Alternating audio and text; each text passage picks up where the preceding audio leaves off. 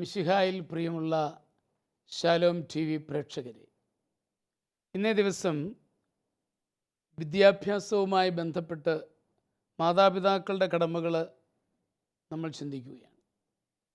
എനിക്ക് പറയാനുള്ളത്, നമ്മൾ ഒരിക്കലും താരതമ്യപ്പെടുത്താതിരിക്കുക. കമ്പാരിസൺ അതൊരിക്കലും നന്മയല്ല. സ്വന്തം കുട്ടികളെ മറ്റു കുട്ടികളോട് മാത്രമല്ല, ചിലപ്പോൾ അയൽവക്കത്തെ കുട്ടികളോടും കൂടെ താരതമ്യപ്പെടുത്തുന്നവരുണ്ട്. അത് തീർച്ചയായിട്ടും കുട്ടികൾക്ക് നന്മയല്ല വരുത്തുന്നത് എന്ന് മനസ്സിലാക്കുവാൻ നമുക്ക് കഴിയണം.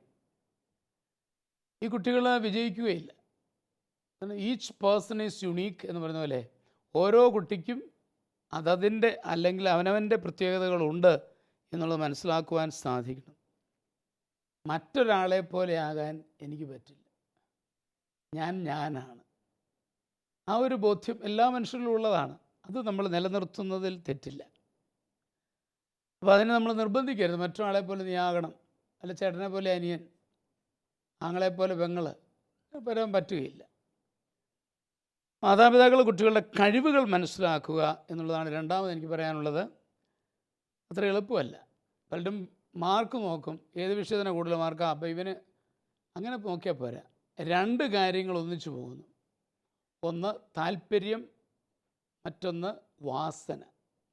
താല്പര്യം means interest in A topic, മറ്റൊന്ന് ആപ്റ്റിറ്റ്യൂഡാണ്. ഇത് രണ്ടും കൂടെ വിലയിരുത്തിയെങ്കിൽ മാത്രമേ നമുക്ക് ഇവൻ്റെ കഴിവ് കണ്ടുപിടിക്കാൻ സാധിക്കുകയുള്ളൂ. മലയാളം ടീച്ചറിനോട് ഭയങ്കര ഇഷ്ടമാണ് കൊച്ചിന് മലയാളം ഇഷ്ടമാണ്. അതവന് താല്പര്യമുണ്ട് എന്നുള്ളതാണ് വസ്തുത.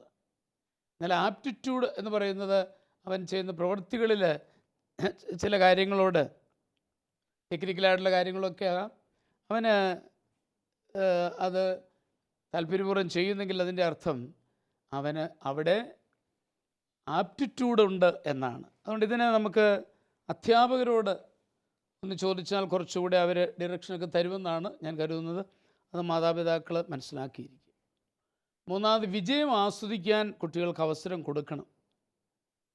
കുട്ടികൾ ക്ലാസ്സിൽ പൊതുവെ മുൻപിരിക്കുന്ന കുട്ടികൾ ചിലപ്പോൾ വലുതൊക്കെ വിളിച്ചു പറയും. അവരെയൊക്കെ കണ്ട് ടീച്ചർ അഭിനന്ദിച്ചു പോകാതെ, ടീച്ചേഴ്സ് ചെയ്യാറുണ്ട്, പുറകിലിരിക്കുന്ന കുട്ടികൾക്കും വിജയിക്കാൻ അവസരം കൊടുക്കണം. ഉദാഹരണമായിട്ട് നിസ്സാര ചോദ്യങ്ങൾ ചോദിക്കുക. മുമ്പിലിരിക്കുന്ന കുട്ടികളോട് ചോദ്യങ്ങൾ ചോദിച്ചാൽ ചിലപ്പോൾ പുറകിലിരിക്കുന്നവർ പറഞ്ഞു തരില്ല.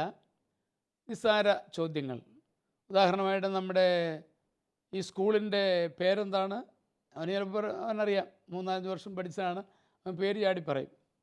അപ്പോൾ അങ്ങനെയുള്ള പറഞ്ഞാൽ കൊള്ളാം, കൺഗ്രാജുലേഷൻസ്, എനിക്കത് അറിഞ്ഞല്ലോ. അവനെ വിജയിക്കാനായിട്ട് ഒരവസരം ഉണ്ടാക്കി കൊടുക്കണം എന്നാണ് ഞാൻ പറയുക. വിജയം ആസ്വദിപ്പിക്കുക എന്നുള്ളത് പ്രധാനപ്പെട്ടതാണ്.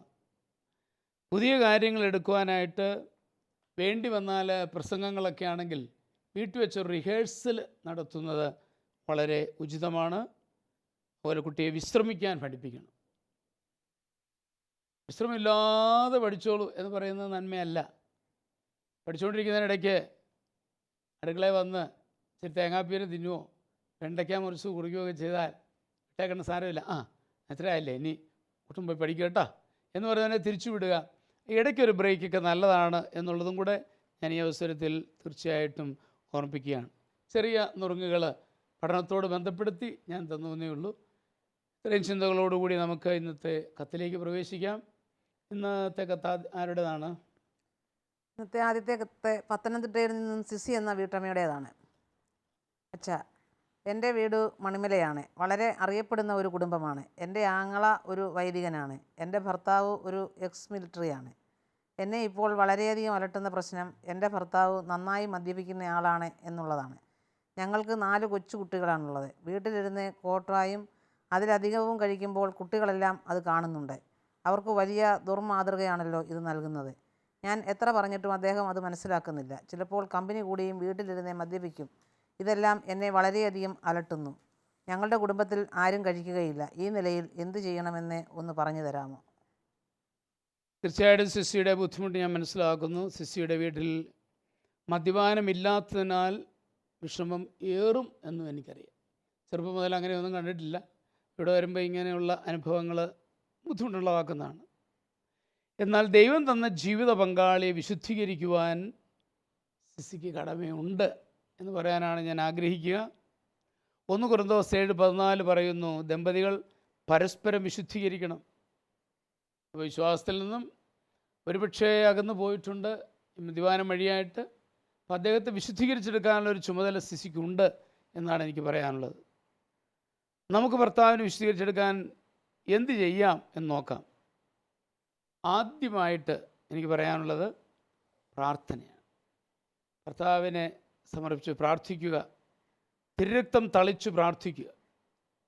എന്നും അത് വളരെയേറെ ഫലദായകമാണ്. ഒട്ടേറെ അനുഭവങ്ങളുടെ വെളിച്ചത്തിൽ പറയുകയാണ്, കർത്താവിൻ്റെ തിരുരക്തം അത്ഭുതങ്ങളാണ് പ്രവർത്തിക്കുക. തിരുരക്തം തളിച്ച് പ്രാർത്ഥിക്കുക, മുട്ടിപ്പായിട്ട് പ്രാർത്ഥിക്കുക. ഇതാണ് ആദ്യമായിട്ട് ചെയ്യേണ്ടത്. രണ്ടാമതായിട്ട് എനിക്ക് സിസിയോട് പറയാനുള്ളത്, നല്ല സ്നേഹമുള്ള അവസരത്തിൽ കാര്യങ്ങളൊക്കെ ഒന്ന് പറഞ്ഞ് മനസ്സിലാക്കി കൊടുക്കുക. ഇത്തിരി സ്നേഹത്തോടെ ആയിരിക്കും. ഇപ്പോൾ സ്നേഹത്തോടെ തന്നെ പറയണം.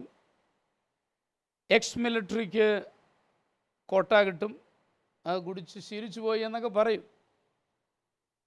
എന്നാൽ കുടിക്കാത്ത എക്സ് മിലിറ്ററിമാരുണ്ട് എന്നുകൂടി പറയാൻ ഞാൻ ആഗ്രഹിക്കുകയാണ്. ഞാനത് ഒരു ഊഹത്തിൽ പറയുന്നില്ല. കായൽപ്പുറത്ത് ഞങ്ങൾ ധ്യാനം കഴിഞ്ഞപ്പോൾ ഒരു എക്സ് മിലിറ്ററി മാൻ വന്ന് പറഞ്ഞു, അച്ഛാ കോട്ട മേടിക്കും, പക്ഷേ ഞാൻ കുടിക്കത്തില്ലായിരുന്നു. ഞാനത് മറ്റുള്ളവർക്ക് വിൽക്കും, എനിക്ക് ഇച്ചിരി ഇൻകം കിട്ടും, അതുകൊണ്ടാണ്. പക്ഷേ ഈ ധ്യാനത്തോട് ഞാൻ തീരുമാനമെടുക്കുകയാണ്, ഇനി ആ പരിപാടിയും ഇല്ല. കാരണം എൻ്റെ കുടുംബത്തെ ഞാൻ നശിപ്പിക്കുന്നില്ലെങ്കിലും മറ്റൊരു കുടുംബത്തെ ഞാൻ നശിപ്പിക്കുന്ന ഉത്തരവാദിത്വം തമ്പുരാൻ്റെ മുമ്പിൽ എനിക്കുണ്ട്. അദ്ദേഹം പറഞ്ഞത് ഞങ്ങൾ വളരെ സന്തോഷത്തോടെ കേൾക്കുകയുണ്ടായി. കുടിക്കാത്തവരുണ്ട്, എനിക്കറിയാം. അതുകൊണ്ട് ഞാൻ പറയുകയാണ്, അതുകൊണ്ട് മിലിറ്ററിക്കാരെല്ലാം കുടിച്ചിരിക്കണം എന്നൊന്നുമില്ല. ഏതായാലും അങ്ങനെയുള്ള ആ വഴികൾ പൂർണ്ണമായിട്ട് ഉപേക്ഷിക്കണം എന്നുള്ള സ്നേഹപൂർവ്വം പറയുക. ഇനിയും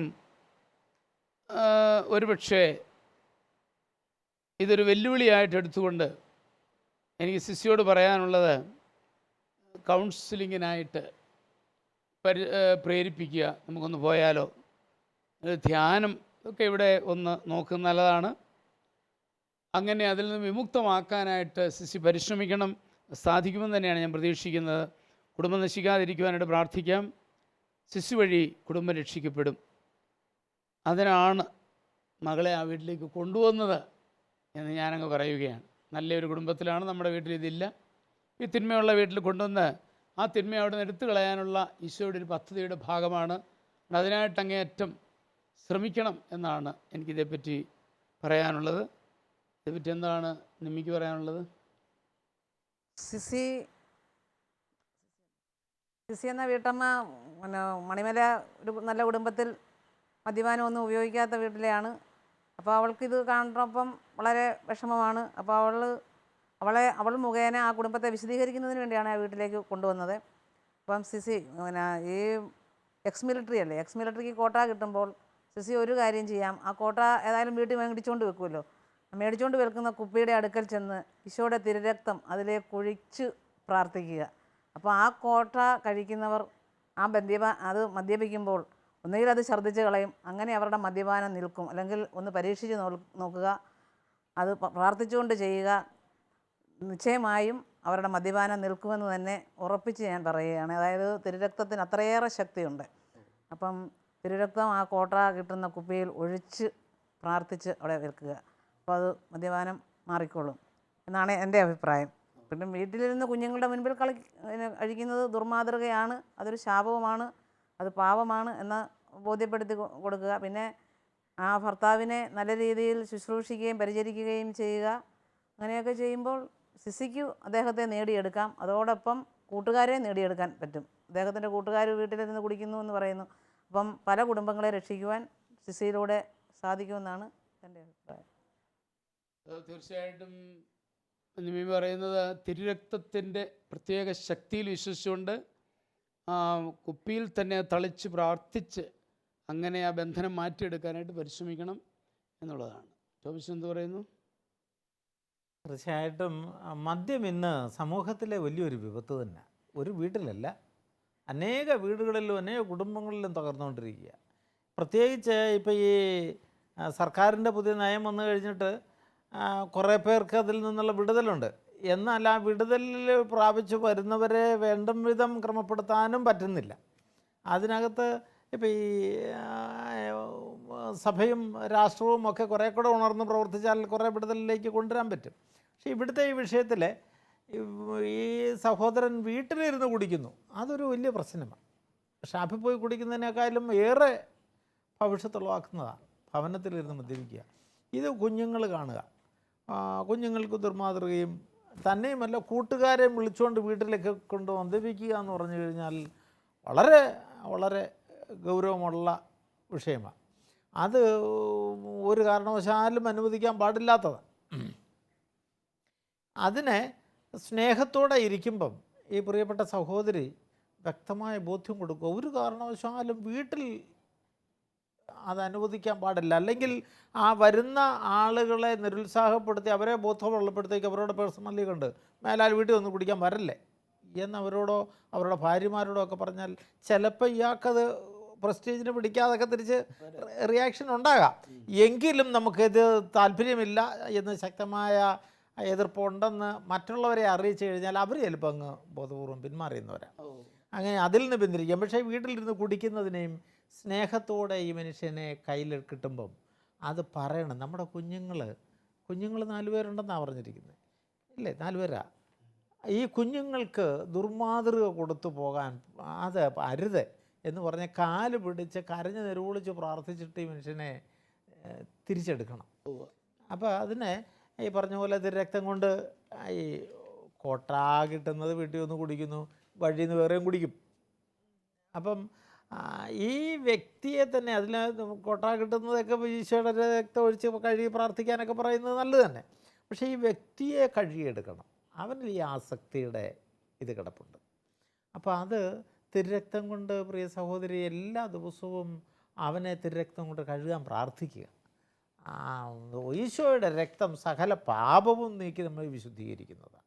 എല്ലാ ആസക്തികളും നിർവീര്യമാക്കപ്പെടാനും അതിൽ നിന്ന് മോചനം കിട്ടാനും തിരുരക്തം ഒഴുകി പ്രാർത്ഥിച്ചാൽ മാത്രം പോരാ, തിരുരക്തം ഒഴുക്കി ഇതിനെ വിടുതൽ തരികയും ഒപ്പം പരിശുദ്ധാത്മാവിനെ അവനെ നിറയ്ക്കുകയും ചെയ്യണമേ എന്ന് പ്രാർത്ഥിക്കട്ടെ. ആത്മാവിൻ്റെ ശക്തിയിലല്ലാതെ വേറൊരു ശക്തി കൊണ്ടും ഇതിനെ നേടാൻ പറ്റത്തില്ല. ഇവനെ ഈ ആസക്തിയിലേക്ക് പോകുന്ന എല്ലാ വ്യക്തികളും അതിനെ ഓവർകം ചെയ്യുന്ന മറ്റൊരു ശക്തി അവരിൽ കടന്നു വന്നാൽ മാത്രമേ അതിൽ വിടുതലുണ്ടാകത്തുള്ളൂ. ജോസിൻ്റെ അഭിപ്രായത്തിൽ തിരുരക്തം കോട്ടയുടെ മേൽ മാത്രമല്ല ആ വ്യക്തിയുടെ മേൽ തളിച്ച് പ്രാർത്ഥിച്ച് അവനെ നേടിയെടുക്കുവാനായിട്ട് ശ്രമിക്കണം. അതുപോലെ അവൻ്റെ സുഹൃത്തുക്കളോടുകൂടെ ഇത് പറഞ്ഞ് വീട്ടിൽ വന്നിരുന്ന് ഇങ്ങനെ ചെയ്യുന്നത് ശരിയല്ല എന്ന് മനസ്സിലാക്കുവാനും, പിന്നെ കുടുംബാംഗങ്ങളോട് ചേർന്നോ മറ്റു സഹോദരങ്ങളോടൊക്കെ ചേർന്ന് കൗൺസിലിംഗ്, ധ്യാനം മുതലായ രീതിയിലൂടെ അവനെ നേടിയെടുക്കുവാൻ പരിശ്രമിക്കണം എന്നുള്ളതാണ് ടോംസിൻ്റെ അഭിപ്രായം. തീർച്ചയായിട്ടും സിസി വിഷമിക്കരുത്, ധീരതയോടുകൂടി മുന്നോട്ട് പോവുക.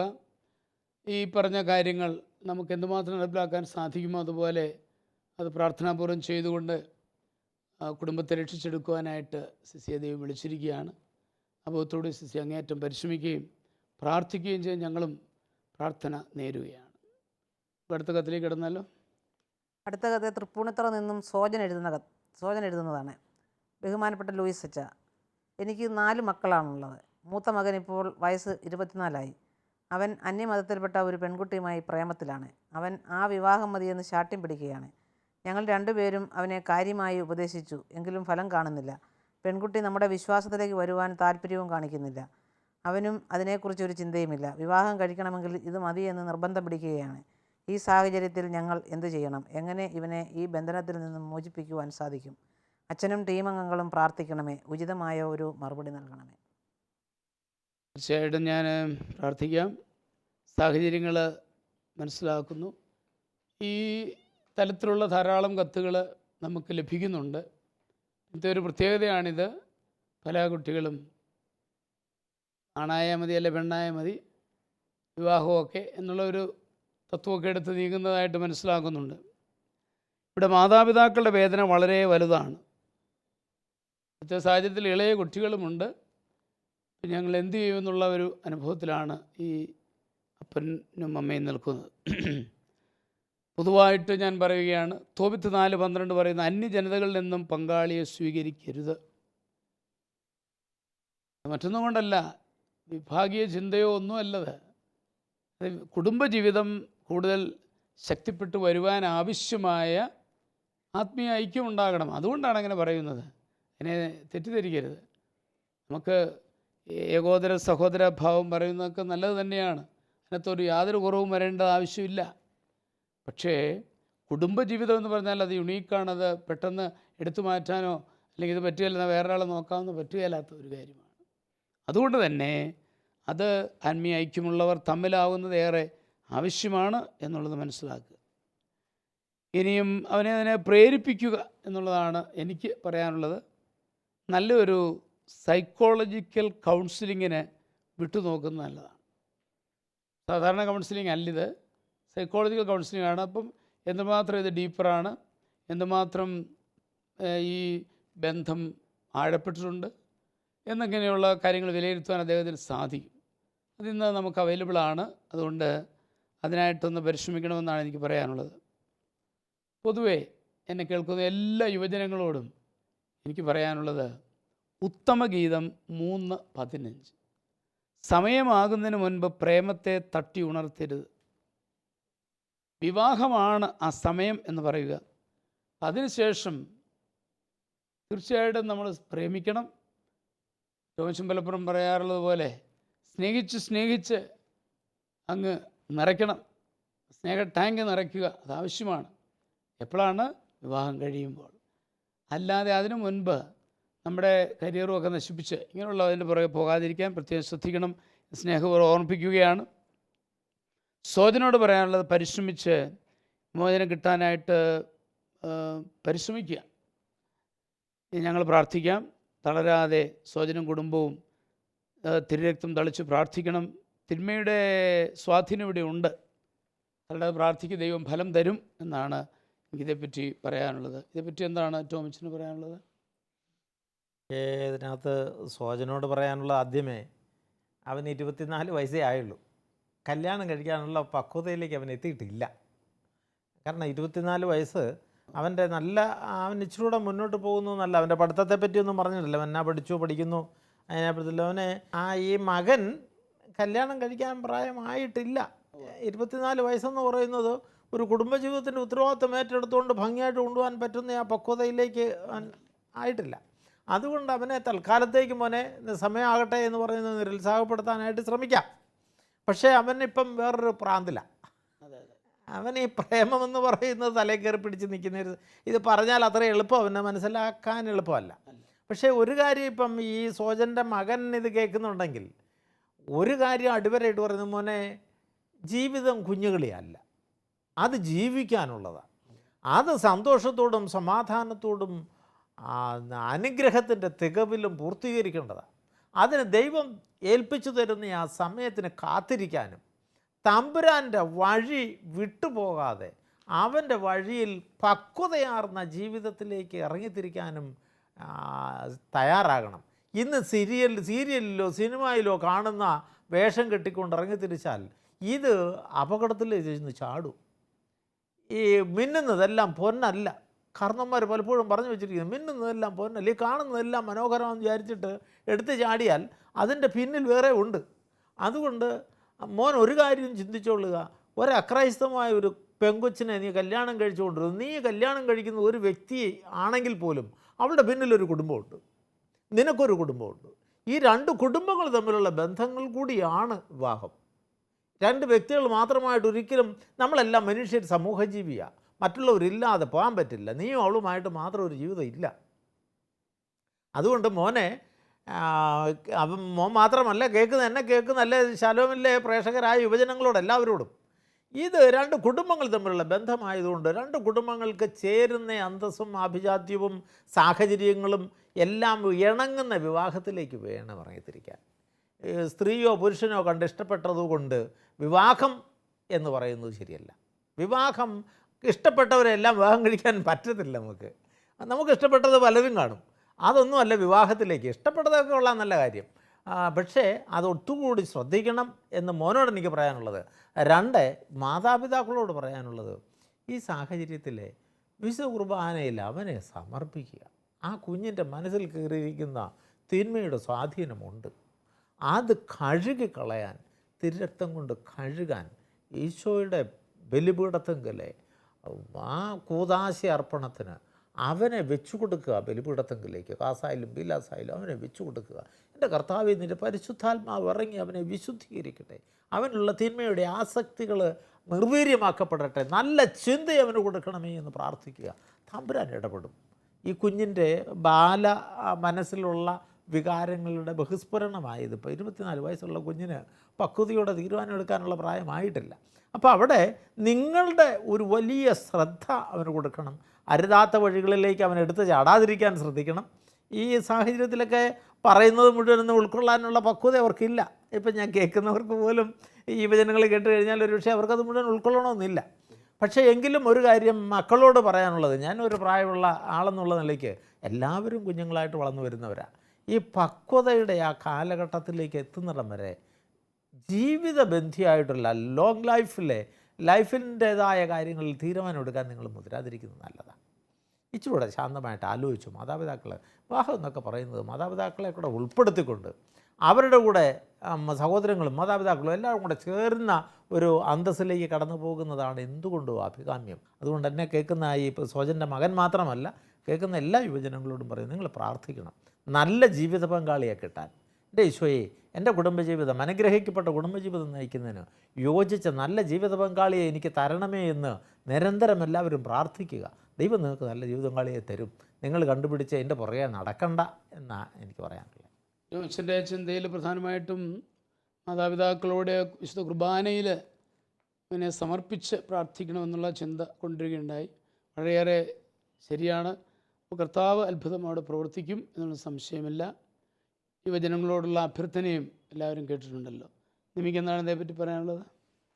സോജൻ്റെ ദുഃഖം മനസ്സിലാക്കുന്നു. പക്ഷേ സോജനും ഭാര്യയും മൂത്ത മകനാണ്, അവന് വേണ്ടി പ്രത്യേകം പ്രാർത്ഥിക്കുന്നുണ്ട്, പരിശ്രമിക്കുന്നുമുണ്ട് ഇവനെ ആ പ്രേമബന്ധത്തിൽ നിന്നും വിടുതൽ പ്രാപിക്കാൻ. പക്ഷേ അവൻ കൂട്ടാക്കുന്നില്ല.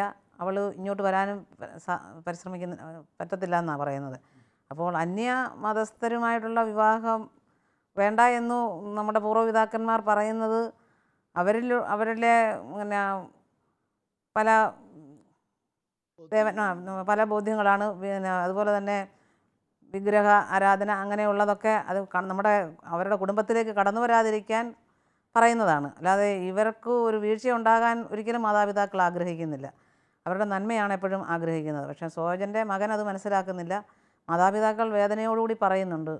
മൂത്ത മകനല്ലേ, മൂത്ത മകൻ നമ്മുടെ കുടുംബത്തിൻ്റെ പ്രധാന കേന്ദ്രബിന്ദുവാണ്. പക്ഷേ അവനത് മനസ്സിലാക്കാതെ അവൻ്റെ തന്നെ ഇഷ്ടം, അതായത് പ്രേമത്തിൽ കുടുങ്ങിപ്പോയാൽ അതിൽ നിന്നും വിമുക്തനാകാൻ ഭയങ്കര പാടാണ്. അപ്പം അതിൽ പെടാതിരിക്കാൻ പരിശ്രമിക്കുക എന്നുള്ളതാണ്. അപ്പോൾ അവൻ കഴിവതും പ്രാർത്ഥിക്കുക, അപ്പനെ അമ്മയും അനുസരിച്ച് മുന്നോട്ട് പോകുന്നതാണ് ഏറ്റവും നല്ലത്. അനുസരിച്ച് മുന്നോട്ട് പോകുമ്പോൾ അവനെ ദൈവം അനുഗ്രഹിക്കും. അനുസരിച്ചാൽ ദൈവം അനുഗ്രഹങ്ങളെ കൊടുക്കുകയുള്ളൂ എന്നാണ് എൻ്റെ അഭിപ്രായം. തീർച്ചയായിട്ടും നിമ്മി പറയുന്നത് നമ്മൾ മൂത്ത മകനെന്ന നിലയിൽ അവൻ്റെ ജീവിതം അങ്ങനെ നഷ്ടപ്പെടുത്താതെ മാതാപിതാക്കളോട് ചേർന്ന് നിന്നുകൊണ്ട് അവൻ അനുസരിച്ച് മുന്നോട്ട് പോകണം എന്നുള്ളതാണ്. സോജനോട് ഞങ്ങൾ പറയാനുള്ളത്, നമ്മളുടെ പ്രിയപ്പെട്ട ടോംസൺ സൂചിപ്പിച്ചതുപോലെ കർത്താവിൻ്റെ കുർബാനയിൽ തൃക്കരങ്ങൾ വെച്ചു കൊടുത്ത് അപ്പവും മീഞ്ഞും ശരീരരക്തങ്ങളാക്കുന്ന അത്ഭുതം പ്രവർത്തിച്ചതുപോലെ ഈ മകനെയും രൂപാന്തരപ്പെടുത്തിയെടുക്കണമേ എന്ന് പ്രാർത്ഥിക്കുക. അതോടൊപ്പം തന്നെ സ്നേഹപൂർവ്വം അവനെ ഉപദേശിക്കുക. കൂടാതെ എനിക്ക് തോന്നുന്നത് അവനെ ഏതെങ്കിലും തരത്തിലുള്ള നല്ല കൗൺസിലിങ്ങിനായിട്ട് നയിക്കപ്പോൾ ബോധ്യങ്ങൾ ചിലപ്പോൾ അവന് കൊടുക്കാനിടയുണ്ട്. അതോടൊപ്പം തന്നെ പറ്റുമെങ്കിൽ ഒരു നല്ല യുവജന ധ്യാനം ഇപ്പോൾ പല സ്ഥലങ്ങളിൽ നടക്കുന്നുണ്ട്. അവരുടെ രീതിയിൽ തന്നെ വചനം വ്യാഖ്യാനിച്ചു കൊടുക്കുന്ന രീതിയാണല്ലോ അത്. അങ്ങനെയുള്ള ധ്യാനങ്ങൾക്കയച്ച് ഒരു മോചനം ലഭിക്കുവാനായിട്ട് പ്രത്യേകം പരിശ്രമിക്കണം എന്നുകൂടെ എനിക്ക് എടുത്തു പറയാനുണ്ട്. സോജൻ്റെ കുടുംബത്തിന് വേണ്ടി ഞങ്ങൾ പ്രാർത്ഥിക്കുന്നതാണ്. നിങ്ങളുടെ കുടുംബം കൂടുതൽ വിശ്വാസത്തിൽ അടിയുറച്ച് നിൽക്കുവാനും ആ വിശ്വാസത്തിൽ നിലനിൽക്കുവാനും ആവശ്യമായിട്ടുള്ള എല്ലാ കൃപാവരങ്ങളും ദൈവം നിങ്ങൾക്ക് ധാരാളമായിട്ട് ചൊരിയട്ടെ എന്ന് പ്രാർത്ഥിക്കുന്നു. ഞങ്ങളെ കേട്ടുകൊണ്ടിരിക്കുന്ന എല്ലാവരും നിങ്ങൾക്ക് വേണ്ടി പ്രാർത്ഥിക്കുന്നുണ്ട്. സോജൻ്റെ മനസ്സ് തളരാതെ ധീരതയോടെ ഈ കാര്യം ഫേസ് ചെയ്യുക. ഈശോ കൂടെയുണ്ട്. അതുപോലെ തന്നെ പരിശുദ്ധ അമ്മയോട് മധ്യസ്ഥ അപേക്ഷിക്കുക. കുറവുകളുള്ളവർക്ക് ഏറ്റവും വലിയ തുണ പരിശുദ്ധ അമ്മയാണ്. നമ്മുടെ അമ്മയോട് ജപമാല ചൊല്ലി പ്രാർത്ഥിക്കുന്ന രീതി, സോജനും ഭാര്യയും കുടുംബാംഗങ്ങളൊന്നു ചേർന്ന് പ്രാർത്ഥിക്കുക.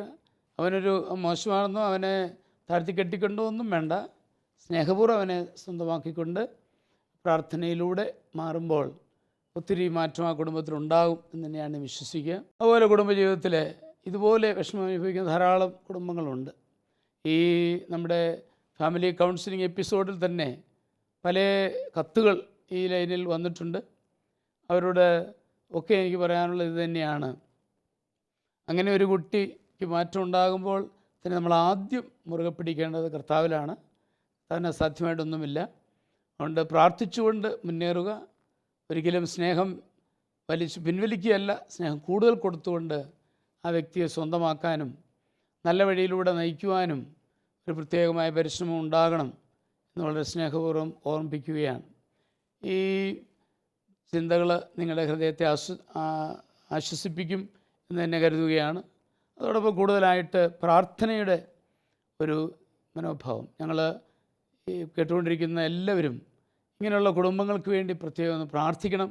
നിങ്ങളുടെ ഒരു പ്രേക്ഷിത വേലയായിട്ട് സ്വീകരിക്കണം. മധ്യസ്ഥ പ്രാർത്ഥനയിലൂടെ ആ കുടുംബങ്ങളെയും നമ്മുടെ കുടുംബങ്ങളെയും നമുക്ക് രക്ഷിച്ചെടുക്കാനാവും എന്നാണ് ഞാൻ പ്രതീക്ഷിക്കുന്നത്. അത് നിങ്ങൾക്ക് ഇടവരട്ടെ എന്ന് വളരെ സ്നേഹപൂർവ്വം ഓർമ്മിപ്പിക്കുകയാണ്. നമുക്ക് ഇന്നത്തെ രണ്ട് കുടുംബങ്ങളെയും ഈശോയുടെ തിരുമുമ്പാകെ സമർപ്പിച്ച് പ്രാർത്ഥിക്കാം. നല്ലവരും സ്നേഹനിധിയുമായ പൊന്നുതമ്പുരാനെ, അങ്ങയുടെ തിരുമുമ്പാകെ ഞങ്ങൾ ഈ രണ്ട് കുടുംബങ്ങളെയും സമർപ്പിക്കുകയാണ്. കർത്താവേ, കുടുംബത്തിലെ പ്രശ്നങ്ങൾ നിരവധിയാണെന്ന് അങ്ങേക്കറിയാം. അങ്ങ് ഓരോ കുടുംബത്തിലേക്കും കടന്നു ചെല്ലണമേ.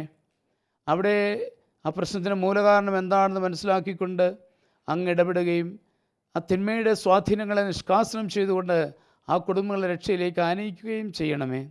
കർത്താവേ, ഇന്ന് ഞങ്ങളെ കേട്ടുകൊണ്ടിരിക്കുന്ന എല്ലാ ശാലോം TV പ്രേക്ഷകരെയും അവരുടെ കുടുംബാംഗങ്ങളെയും അങ്ങേക്ക് ഞങ്ങൾ സമർപ്പിക്കുന്നു. കർത്താവിൻ്റെ ഓരോരുത്തരുടെയും ആവശ്യങ്ങൾ നിരവധിയാണ്. ഈ നിമിഷം അങ്ങ് ഇടപെടണമേ. എല്ലാ കുടുംബങ്ങളിലേക്കും അങ്ങ് കടന്നു ചെന്ന് ആ കുടുംബങ്ങളെല്ലാം ആശീർവദിക്കണമേ. അവരുടെ കുടുംബങ്ങളിലെ പ്രശ്നങ്ങൾ പരിഹരിച്ച് അവരെ നയിക്കണമേ. സന്തോഷവും സമാധാനവും സ്നേഹവും നൽകി കുടുംബങ്ങളെ ധന്യമാക്കണമേ എന്ന് അങ്ങയോട് ഞങ്ങൾ പ്രാർത്ഥിക്കുന്നു. പിതാവിൻ്റെയും പുത്രൻ്റെയും പരിശുദ്ധാത്മാവിൻ്റെയും നാമത്തിൽ എന്നേക്കും ആമേൻ. ഈ പ്രോഗ്രാമിലേക്ക് കത്തുകളും അഭിപ്രായങ്ങളും അയക്കേണ്ട വിലാസം: to the producer, family counselling, Shalom television, Peruvannamuzhi PO, Kozhikode 673-528.